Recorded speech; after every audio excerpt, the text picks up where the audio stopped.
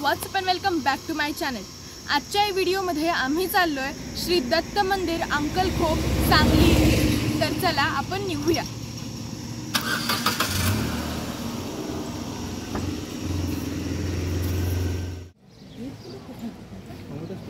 आता आपण इथे पोहोचलेलो आहोत। तुम्ही बघू शकता ह्या मंदिराचं ते मुख्य प्रवेशद्वार आहे।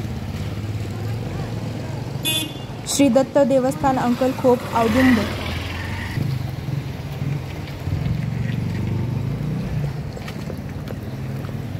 आता आम्ही आतमध्ये जातोय। इथं विविध प्रकारचे खेळण्यांचे किंवा बॅग्स वगैरे त्याचे स्टॉल्स होते।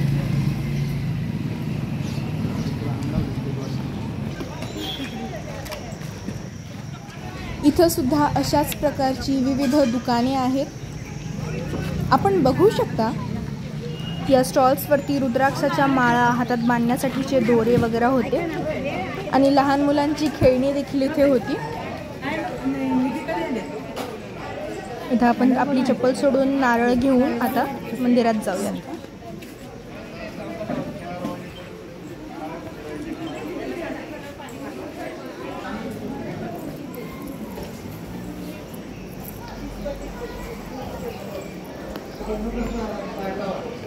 पायऱ्या उतरून खाली गेल्यावर आपल्याला कृष्णा नदी दिसते आणि कृष्णा नदीच्या काठावरतीच वसलेलं हे दत्तदेवांचं मंदिर आहे।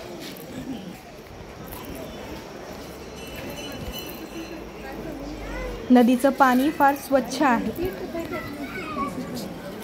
मंदिरात प्रवेश करण्यापूर्वी सर्व भक्तजन इथे आपले पाय स्वच्छपैकी धुवून घेत आहेत। आपण बघू शकता इथे भरपूर जण बसलेले आहेत, भरपूर जण फोटोज काढतायत। श्री दत्त मंदिर अवधूत चिंतन श्री गुरुदेव दत्त। आता मी नदीकडे चाललेली आहे। इथे एक बोर्ड देखील लावलेला आहे की मगरीपासून सावध राहा। तसं पण मला स्विमिंग येत नाही, त्यामुळे मी नद्यांमध्ये उतरतच नसते। बघा इथं कशा डुबक्या मारायला चालू आहेत ह्या मुलांच्या।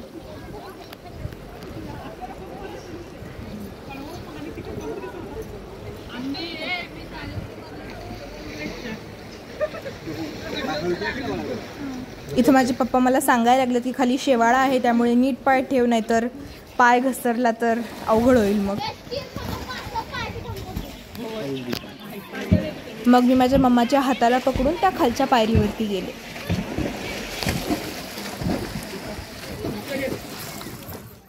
तुम्ही बघू शकता की मंदिर परिसर अतिशय स्वच्छ आहे। वरच्या साईडला नेट सुद्धा लावलेला आहे, भक्तांना उन्हाचा काही त्रास होऊ नये यासाठी।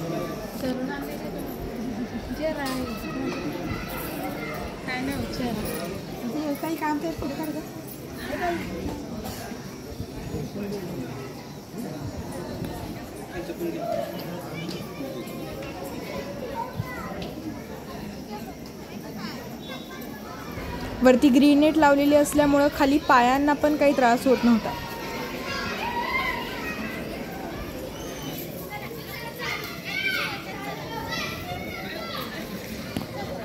सो गाइज, आता आपण या मंदिरातून निघालेलो आहोत। And let's meet in my next video. Till then take care, bye bye and जय श्रीराम।